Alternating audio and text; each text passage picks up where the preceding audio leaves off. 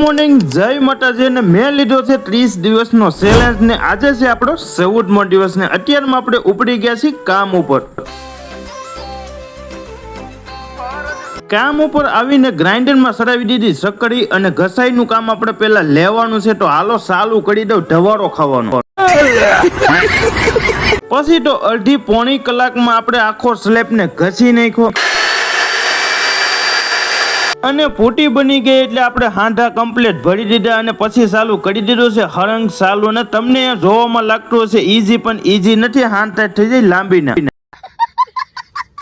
ત્યાં તો બપોરા થઈ ગયા એટલે જમવાની ડીશ આવી ગઈ એટલે જમીને આવી ગયો ડાયરેક્ટ ઓફિસમાં. તો હાલો ઘડીક ગોટાઈ જાવ.